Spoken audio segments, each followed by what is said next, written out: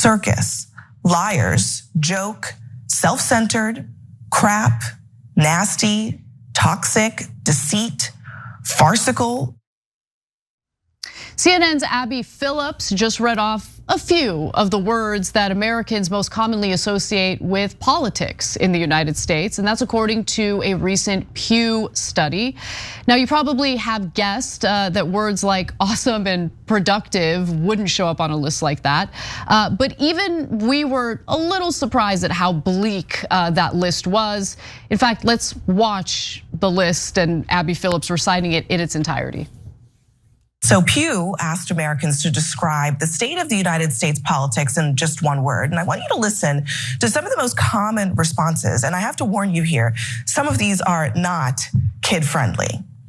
Divisive, chaos, corrupt, messy, crazy, bad, sad, dysfunctional, broken, disgusting, ridiculous, petty, partisan, embarrassing, hypocrisy, hellish, crooked, sucks, fractured, circus, liars, joke, self-centered, crap, nasty, toxic, deceit, farcical, convoluted, rigged, combative, dumpster fire, aggressive, extreme, poor, disaster, disgrace, unproductive, and, well, effed.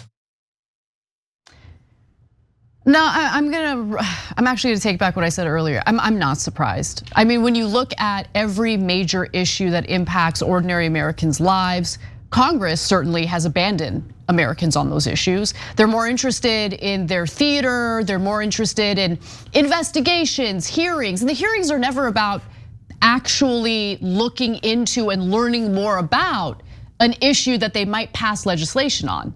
When was the last time they had a hearing where after the fact, they came up with legislation and voted on it? No, the hearings are just part of the theater.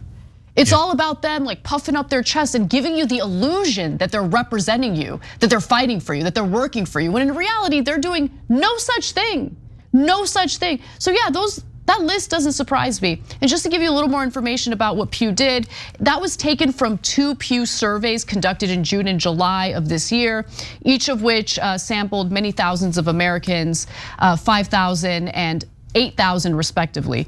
So there are more results from that survey that I think are worth going into, but Cenk, what are your thoughts? So the only thing surprising about this is how mainstream media is reacting to it. They're like, whoa, did you know this? Yeah, of course. You know how many people, what percentage of people used positive words to describe politics right now?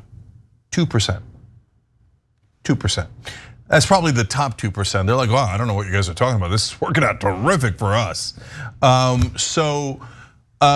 But mainstream media is part of the establishment. So they're never going to admit to you, oh yeah, we're the problem.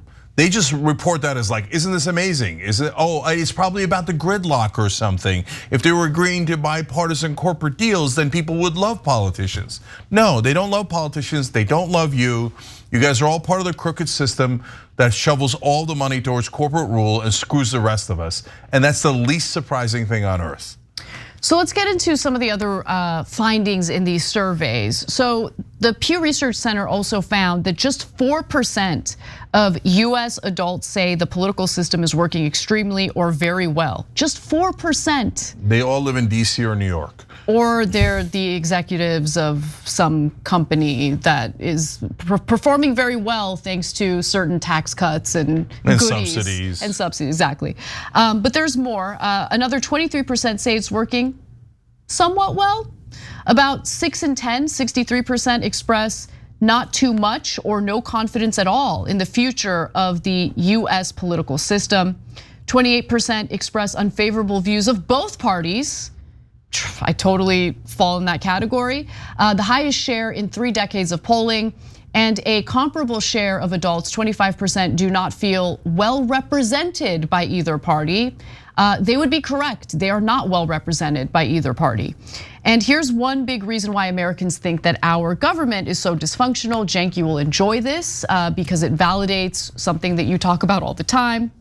86% say the following is a good description of politics: Republicans and Democrats are more focused on fighting each other than on solving problems. 57% also believe that conflicts between Republicans and Democrats receive too much attention these days, and 78% say there is too little focus on important issues facing the country.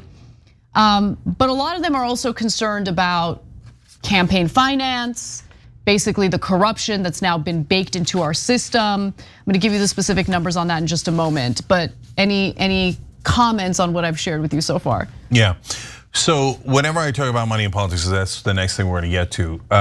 In the old days, what would happen is people would say like, oh, Cenk, that's just a process issue, and the American people aren't interested in that, and they think things are working perfectly, or generally fine. So don't focus on that. They don't care about it. Well, you're going to find out in a second how much they care about it. But I will tell you, I've been now, because of the book, going on tons of podcasts from right wing to left wing. Okay, and now people don't say that anymore. At least in the podcasting world, in the non-mainstream media world. And anytime you bring up money in politics, both right wingers and left wingers go, yep, that's definitely the problem. Before, when I said they were bribes, people would be like, oh, how dare you? Now they're like, oh, obviously, you're totally right. They're obviously bribes. Thank you. Now let's show you what the American people think. So an overwhelming percentage of the survey takers, 85%, hold the view that the cost of political campaigns makes it hard for good people to run for office. It's 1000% true. It's impossible. Along with the hatchet job the corporate press does on anyone who's an outsider who might want to run for public office. 100%. Yeah. And by the way, there's the confluence of both of those things. When you run for office and you don't have much money, the press will then not only give incredible praise to your opponent. He has raised $1.2 million. He's the leading candidate in this race. Makes it sound super credible, right?